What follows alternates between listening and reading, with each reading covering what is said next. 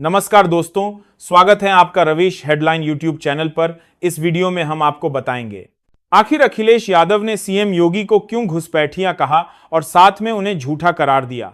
इसके अलावा भाजपा सरकार में जाति के आधार पर भेदभाव क्यों हो रहा है और इसके साथ ही देश और दुनिया की प्रमुख बड़ी खबरें सिर्फ कुछ ही मिनट में, लेकिन उससे कई है। पहले आप वीडियो को लाइक और चैनल को जरूर सब्सक्राइब करें और आपसे विनती है वीडियो को पूरा देखें। सीएम योगी घुसपैठिए हैं। अखिलेश यादव ने मुख्यमंत्री के खिलाफ क्यों कह दी इतनी बड़ी बात। उत्तर प्रदेश के पूर्व मुख्यमंत्री और समाजवादी पार्टी के राष्ट्रीय अध्यक्ष अखिलेश यादव ने मुख्यमंत्री योगी आदित्यनाथ पर करारा हमला बोला। अखिलेश ने सीएम योगी को घुसपैठिया तक बता दिया। सपा सांसद ने आरोप लगाया कि सुरक्षित कुर्सी पर बैठकर सीएम योगी झूठ बोलते हैं। दरअसल रविवार 12 अक्टूबर को समाजवादी विचारधारा वाले डॉ राम मनोहर लोहिया की पुण्यतिथि थी। अखिलेश यादव गोमती नगर के लोहिया पार्क पहुंचे थे। यहां उन्होंने डॉ लोहिया की प्रतिमा पर पुष्प अर्पित किए। इस दौरान उन्होंने मीडिया से बातचीत की। उन्होंने कहा कि आज हम सब लोग डॉ राम मनोहर लोहिया को नमन करते हैं।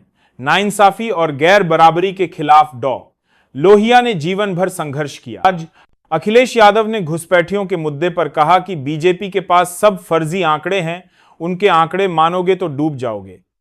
अखिलेश ने कहा, हमारे यहां भी घुसपैठिए हैं यूपी में। मुख्यमंत्री जी उत्तराखंड के हैं, वो तो भारतीय जनता पार्टी में भी घुसपैठिए हैं।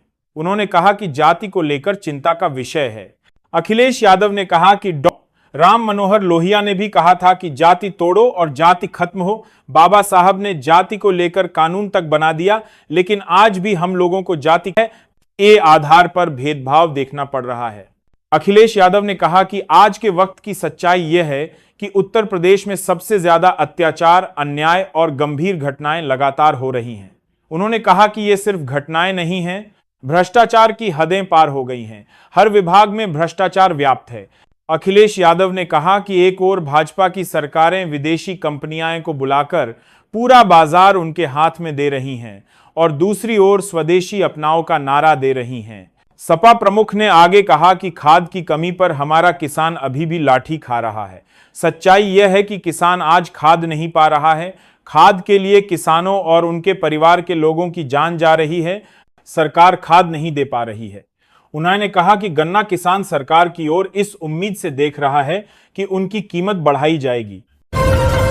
सांसद चंद्रशेखर आजाद प्रयागराज में केंद्र राज्य सरकार पर बरसे। बोले, भाजपा सरकार से न्याय और हक की उम्मीद गलतफहमी। आजाद समाज पार्टी के राष्ट्रीय अध्यक्ष सांसद चंद्रशेखर आजाद रविवार को प्रयागराज में रहे। इस दौरान उनके निशाने पर केंद्र और प्रदेश सरकार रही। कहा कि देश में गुंडाराज कायम है। भाजपा की सरकारों से न्याय और हक की उम्मीद गलतफहमी है। अध्यक्ष सांसद चंद्रशेखर आजाद रविवार को प्रयागराज में रहे। निर्दोषों को जेल भेजा जाता है और दोषियों को कंधे पर बैठाया जाता है। सांसद चंद्रशेखर कादिलपुर में पार्टी के प्रबुद्धजन सम्मेलन को बतौर मुख्य अतिथि संबोधित कर रहे थे। उन्होंने रायबरेली के वाल्मीकि हत्याकांड और हरियाणा में आईपीएस वाई पूरन की आत्महत्या को लेकर सरकार को घेरा। कहा कि रायबरेली के हत्याकांड आरोपियों को सरकार बचा रही है। आईपीएस ने सिर्फ इसलिए खुद को गोली मार ली क्योंकि उन्होंने सरकार से न्याय की उम्मीद छोड़ दी थी। आजाद ने कहा कि बाबा साहेब भीमराव अंबेडकर पर टिप्पणी की एक मुहिम चल रही है। इसमें मुहिम चल रही है, मुहिम को संरक्षण दिया जा रहा है। बिना भाजपा का नाम लिए उन्होंने कार्यकर्ताओं से कहा कि इनके लिए गोलियां चलाना, लाठी चलाना और जेल में ठूसना आसान है, इसलिए संविधान का रास्ता कतई न छोड़ें। देश के हालात ऐसे हैं कि चीफ जस्टिस ऑफ इंडिया पर भी जूता फेंका जा रहा है। ऐसा पहले कभी नहीं हुआ। धार्मिक स्थलों पर बुलडोजर चल रहे हैं। मुस्लिमों लड़कों का नरसंहार हो रहा है। कानून व्यवस्था की दुहाई देने वाली सरकार की राजधानी में दुष्कर्म हो रहे हैं। यहां भर्तियां निकलती नहीं, निकलती है तो घोटाले हो जाते हैं या फिर रद्द हो जाती हैं। इन जीवित रहते बाबा साहेब को अपमानित करने वाले दल भी अब उन्हें नमन कर रहे हैं। इस देश में वोट वालों का नहीं बल्कि नोट वालों का राज चल रहा है। इजरायल हमास के बीच सीज फायर, गाजा में लौटी शांति। गाजा में इजरायल और हमास के बीच 2 साल की जंग के बाद अमेरिका और अन्य देशों के दबाव में सीज फायर लागू हो गया है। समझौते के तहत हमास बंधकों को छोड़ेगा और इजरायल 2000 फिलिस्तीनियों को रिहा करेगा। इजरायली सेना कुछ इलाकों से पीछे हट गई है, जबकि ट्रंप की योजना के तहत गाजा में अंतरराष्ट्रीय सुरक्षा बल तैनात होगा। चिदंबरम बोले, ऑपरेशन ब्लू स्टार गलत तरीका था। यह केवल इंदिरा गांधी का फैसला नहीं था, उन्होंने इसकी कीमत जान देकर चुकाई। वरिष्ठ कांग्रेसी और पूर्व केंद्रीय मंत्री पी चिदंबरम ने कहा, जून 1984 में अमृतसर के स्वर्ण मंदिर से उग्रवादियों को बाहर निकालने के लिए चलाया गया ऑपरेशन ब्लू स्टार गलत तरीका था। तत्कालीन प्रधानमंत्री इंदिरा गांधी ने इस गलती की कीमत अपनी जान देकर चुकाई। हालांकि यह फैसला अकेले का इंदिरा गांधी का नहीं था, इसमें आर्मी, पुलिस, इंटेलिजेंस और प्रशासनिक अफसर भी शामिल थे। ओवैसी ने कहा, प्रधानमंत्री और भाजपा देश से बड़े नहीं, ऑपरेशन सिंदूर के डेलीगेशन न में भारत का पक्ष रखने गया। राजनीतिक लड़ाई विचारधारा पर चलेगी। असदुद्दीन ओवैसी ने शनिवार को कहा कि ऑपरेशन सिंदूर को लेकर बनाए गए डेलीगेशन में वे किसी राजनीतिक दल या नेता के लिए नहीं, केवल देश का पक्ष पेश करने गए थे। ओवैसी ने कहा कि प्रधानमंत्री और भाजपा देश से बड़े नहीं हैं। राजनीतिक लड़ाई हमेशा विचारधारा पर चलेगी, लेकिन देश का फायदा सबसे अहम है। उन्होंने कहा, पहलगाम में हुए आतंकवादी हमले में पाकिस्तान के आईएसआई द्वारा प्रशिक्षित लोग आए और लोगों की हत्या की। ऐसे समय में हम हमेशा देश का पक्ष पेश करने के लिए तैयार रहते हैं।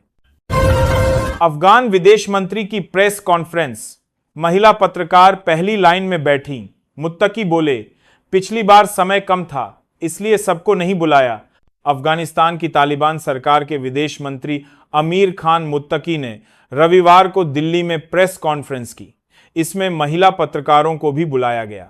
प्रेस कॉन्फ्रेंस में महिला पत्रकार पहली लाइन में बैठी थीं। इससे पहले शुक्रवार को हुई प्रेस कॉन्फ्रेंस में महिला पत्रकारों को नहीं बुलाया गया था। इस पर विवाद भी खड़ा हो गया था। मुत्तकी ने पिछली बार महिला पत्रकारों को न बुलाने पर सफाई भी दी। उन्होंने बताया, यह सिर्फ तकनीकी कारणों से हुआ था। पिछली बार पत्रकारों की छोटी लिस्ट तैयार की गई थी क्योंकि समय कम था। इसके अलावा कोई दूसरा इरादा नहीं था।